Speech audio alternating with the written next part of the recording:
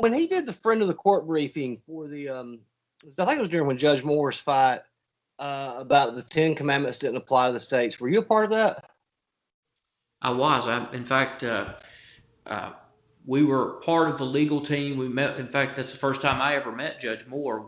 I called Judge Moore to offer.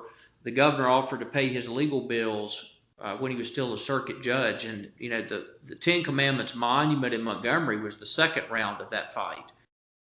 We were actually involved when he put he had made a hand carving that he had carved into wood with a wood burning kit on the wall in the Etowah County courtroom where he sat.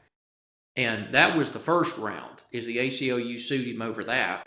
And Governor James intervened, paid the legal bills. And then when he got elected Chief Justice, we had round two where he put the monument in the rotunda of the Supreme Court. But I was there for both rounds. So what's your take on that? I mean, because I always think it's a fascinating argument when I hear it. Because I know Governor James had a couple of big, I think it was Notre Dame's head of their law school, or he had a couple big, jurists on there that signed off. So just wonder what your take on it was.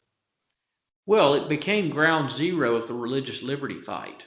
And whether we were going to make case law about whether monuments that were much older than either of these two could be on public grounds, or whether, to me, the arguments always come down to whether government is allowed to be neutral or supportive of government, or must they be hostile to government? And there's a lot of folks who believe that government has to be hostile. And that's not what the Constitution says. In fact, the Constitution doesn't say that you have a right to be free from religion. It says religion has a right to be free from government interference. The government can't set up a church. Government can't choose one religion over another. But it doesn't say that it has the right. In fact, it forbids the government to squelch or interfere with religious liberty.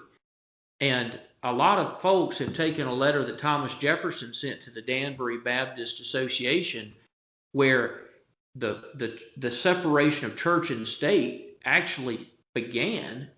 Thomas Jefferson wrote and said that the wall of separation between church and state must be tall and impregnable. But he wasn't advocating what we've come to understand that to mean today.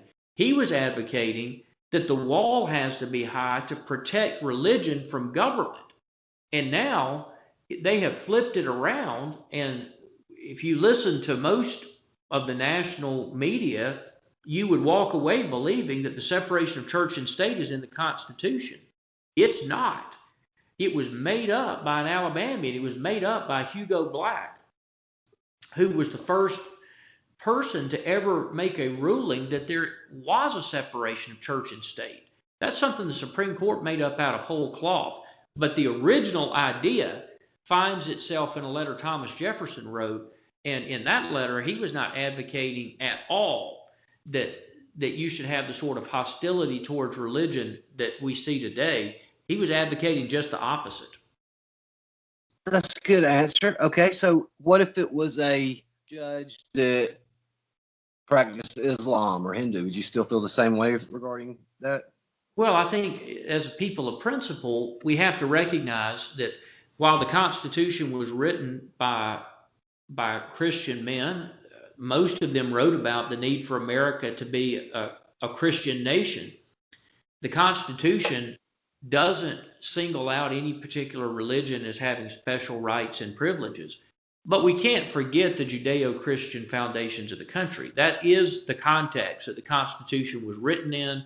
That's the context that the entire history of the United States has to be read against.